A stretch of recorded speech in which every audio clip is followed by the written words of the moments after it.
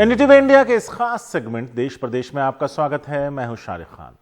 उत्तराखंड के पहाड़ों में हो रही लगातार बारिश की वजह से मुरादाबाद की रामगंगा नदी का जलस्तर बढ़ गया है। मुरादाबाद टिहरी बाईपास रोड पर 1 से 1.5 फुट पानी जमा हो गया। इस कारण यातायात में खासी दिक्कतें आ रही हैं। सड़क को कटाव से बचाने के लिए पीडब्ल्यूडी ने सड़क के दोनों रेत और मिट्टी के बैग्स लगाए हैं, लेकिन बहुत ज्यादा कामयाबी मिलती दिख नहीं रही है।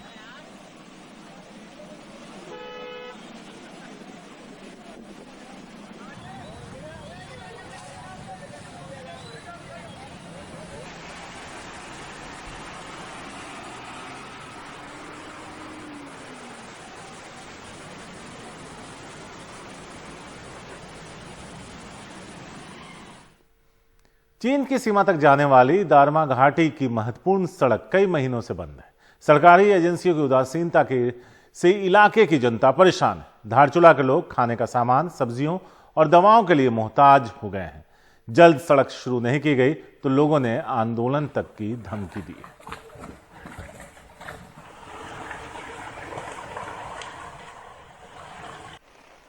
जम्मू में लगातार बारिश हो रही है। बारिश का पानी रिहायशी इलाकों में घुस गया है। गांधीनगर में कई जगह जल जमाव हो गया है, जिससे यहां के लोगों को खासी दिक्कतों का सामना करना पड़ रहा है।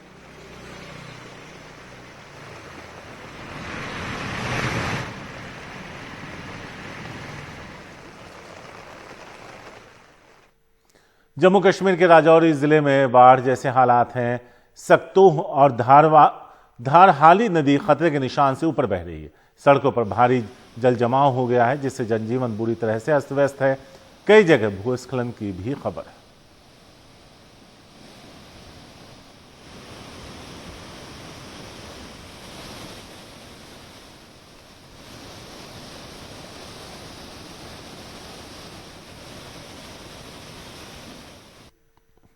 और अब बात करते हैं यूपी में बच्चियों और महिलाओं के प्रति बढ़ते अपराध की।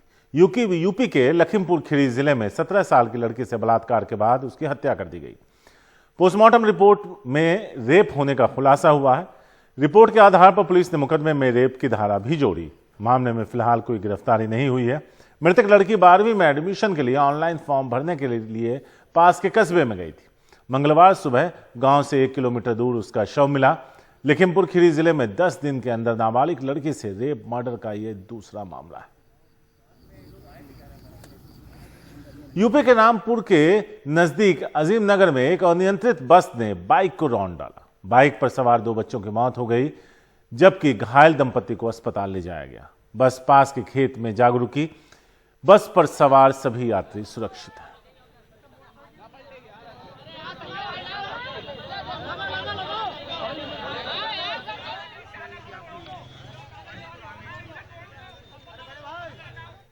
कोरोना के समय में बीएचयू के सर सुंदरलाल अस्पताल और सुपर स्पेशलिटी कॉम्प्लेक्स के ऊपर बड़ी जिम्मेदारी है, लेकिन आए दिन इस अस्पताल से लापरवाही की तस्वीरें सामने आ रही।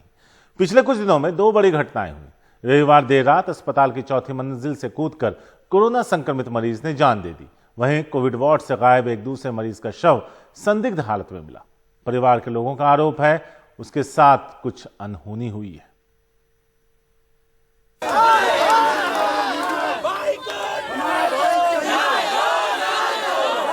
बीएचयू में हंगामा कर रहे ये लोग अजय कुमार के परिजन हैं। अजय का 12 तारीख को एक्सीडेंट हुआ। इलाज के लिए बीएचयू ट्रामा सेंटर में भर्ती हुए।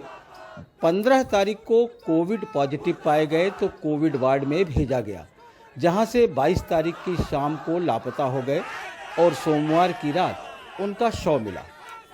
अब परिजन जांच की मांग को लेकर रात में धरने पर बैठ गए।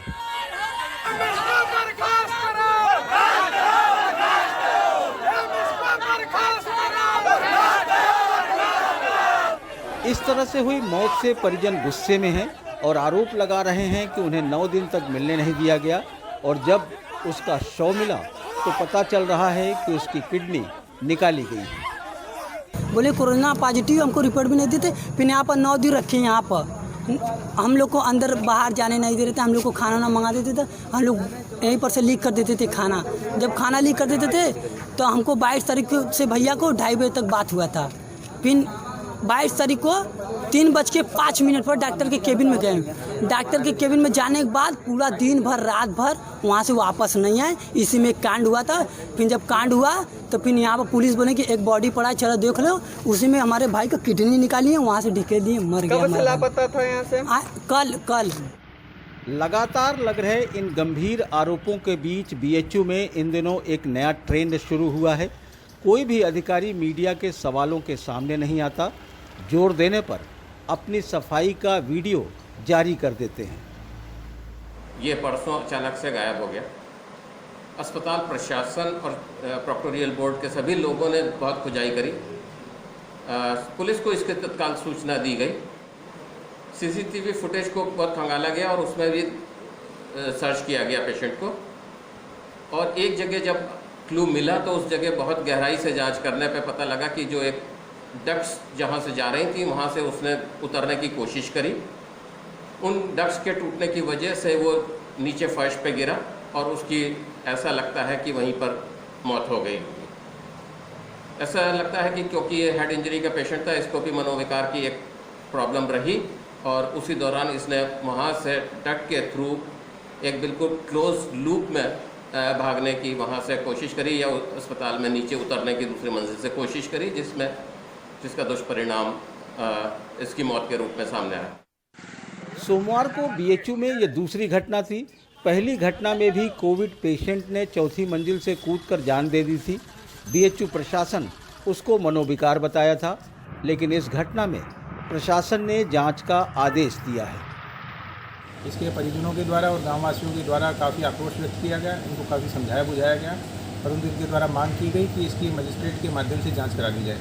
इसी के क्रम में एक मजिस्ट्रेट और एक पुलिस अधिकारी को इसमें जांच टीम के रूप में नियुक्त किया गया है। एसीएम फर्स्ट और सीओ भेरूपुर की संयुक्त जांच कमेटी इसकी जांच करेगी। आने वाले 15 दिन में इसकी रिपोर्ट देगी। इसमें जिस भी स्तर से लापरवाही हुई है या कोई भी दोषी इसमें है तो उसको भी स्पष्ट रूप से चिन्हित किया जाएगा, ताकि ऐसी चीज़ों पर कार्रवाई की जा सके और भविष्य में ऐसे प्रकरणों को रोका जा सके। बीएचयू में लापरवाही की ये कोई नई घटना नहीं है। इसके पहले भी अस्पताल के अंदर कोरोना संक्रमित मरीजों के कई वीडियो ऑडियो सामने आ चुके हैं, जो अस्पताल की लापरवाही को उजागर करने के लिए काफ़ी है। बस तो 3-3 पेशेंट, 3-3 4-4 एम्बुलेंस लगी हुई है, सीरियस है वो। कोविड मरीजों के इलाज में लापरवाही को लेकर बीएचयू अस्पताल हर दूसरे दिन सुर्खियों में आता रहा है और अब जिन संदिग्ध परिस्थितियों में 2 मरीजों की मौत हुई है वो अंदर की व्यवस्था को लेकर कई तरह के सवाल खड़े करते हैं। इनमें एक सवाल बीएचयू प्रशासन के उस जवाब का भी है जिसमें इन दोनों मरीजों को मानसिक रोगी बताया गया है। वाराणसी से अजय सिंह, एनडीटीवी इंडिया। मंगलवार को झारखंड के खूंटी में पुलिस ने 7 नक्सलियों को गिरफ्तार किया। इनकी निशानदेही पर काफी मात्रा में हथियार, गोलियां और आईईडी भी बरामद किए गए। गिरफ्तार नक्सलियों में 5 लाख का इनामी सब जोनल कमांडर रैंक का माओवादी भी शामिल है।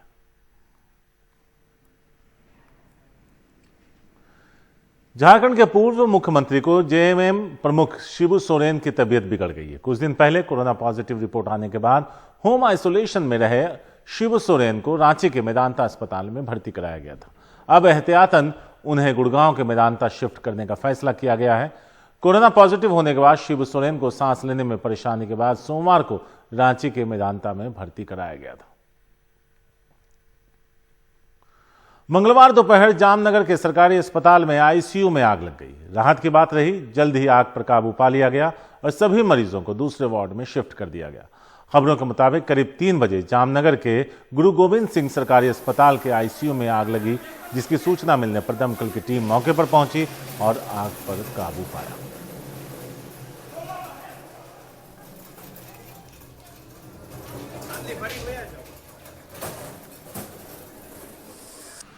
लॉकडाउन के कारण सूरत का हीरा उद्योग बुरी तरह प्रभावित हुआ है। अब भी हीरा उद्योग से जुड़े 50% कामगार खाली बैठे हैं।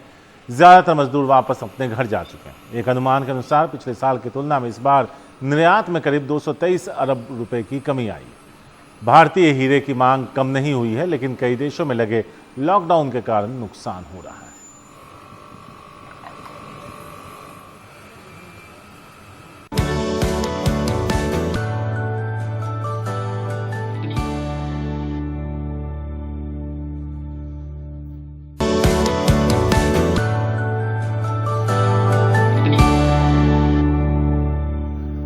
और अब बात करते हैं ऑप्टिकल फाइबर की। बात हरियाणा के उस गांव की जिसे मनोहर लाल खट्टर ने 2015 में गोद लिया था।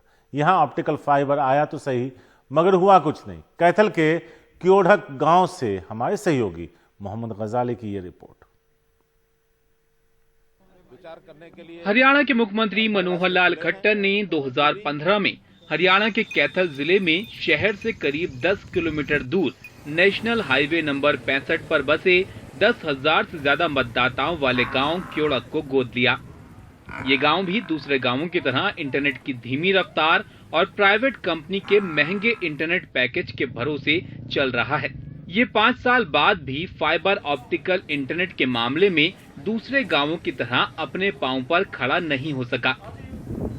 इस गांव में ग्राम सचिवालय बना है, लेकिन अभी तक फाइबर ऑप्टिकल केबल वाले इंटरनेट से नहीं जुड़ा है। ग्राम सचिवालय में फाइबर ऑप्टिकल इंटरनेट के लिए बिना तारों वाला सफेद रंग का बॉक्स धूल फेंक रहा है। यहाँ बैठे लोग भी इंटरनेट की समस्या से परेशान हैं। सही नाम ओमपाल है, लिख रखा है इसका पन्ना रामपाल। इस बदल जी बहुत धक्के खाए लिए, कठिया कोई समाधान नहीं हो रहा। तो यहाँ पे क्या बताया गया जब आप यहाँ पर आए? कोई तो कहा मास्टर करेंगे ठीक है, कोई कहा उधर 5 नंबर कमरा में कैथल जाओ। इवन पढ़ा आदमी ना तो इतना बेरा ये सब परेशान हो रहे।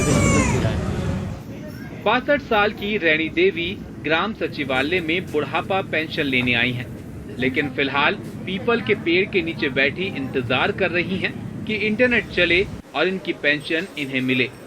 रैनी देवी के लिए समस्या नई नहीं है। वो इसी तरह घंटों गर्मी में इंतजार करने की अब तो आदी हो चुकी हैं। यहाँ पे बैठे पेंशन के लिए आए हुए हैं, 2-2 घंटे बैठे होता। ये इंटरनेट खराब क्या हो रहा, ऊपर तो फिर सफाई नहीं होगा इसकी, तो इसलिए बैठना पड़ा है।